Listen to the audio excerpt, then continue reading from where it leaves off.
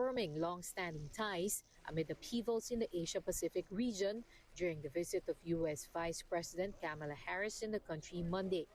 Harris, the highest-ranking U.S. official to visit the country during the present administration, arrived past noon in Malacanang for a meeting with President Marcos Jr. The chief executive says Harris's presence in the country is proof of the strength of the relations of both countries. The situation is rapidly changing. We must evolve to be properly responsive to that situation.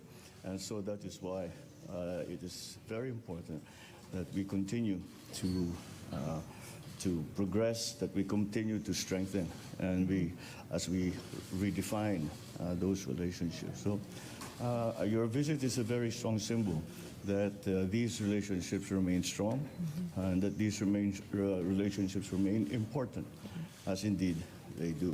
Meanwhile, the U.S. Vice President reiterated the United States' commitment to the Mutual Defense Treaty amid continuing tensions in the South China Sea. The 1951 agreement calls on both the United States and the Philippines to come to the aid of the other in case of attack. I will say that we must reiterate always that we stand with you in defense of international rules and norms as it relates to the South China Sea. An armed attack on the Philippines' armed forces, public vessels, or aircraft in the South China Sea would invoke U.S. mutual defense commitments. And that is an unwavering commitment that we have to the Philippines.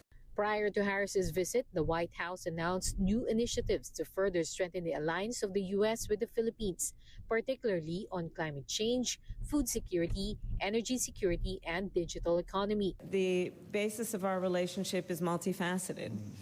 Our relationship is based on mutual commitment to the economic prosperity of the region and our respective nations.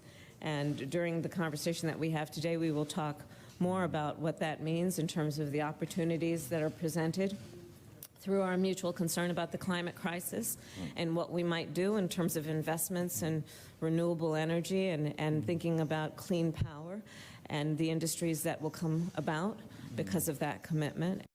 Before going to Malacanang, Harris met with her counterpart, Vice President Sara Duterte, at the Aguado House in Manila and discussed several issues including education, security, poverty, and employment.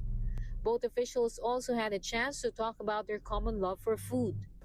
After her meetings in Manila, Harris is set to fly to Palawan, the province closest to the West Philippine Sea. But while political analyst attorney Edward Chico sees her visit there as a strong show of support to the Philippines' position on the West Philippine Sea, he does not see it further fanning tensions with China on the area. Ito ay pagpapakita lamang ng posturing, na parang sinasabi ng Amerika na sa pagbisita sa Pilipinas, titintigan namin ang Pilipinas at anumang issue patungkol sa Sidgalot, halimbawa sa West Philippine Sea, ay makakaasa ang bansang Pilipinas na ang Amerika ay titindig sa kanya. President Marcos Jr. earlier downplayed concerns on Harris's visit in Palawan, saying that the province is well within Philippine territory.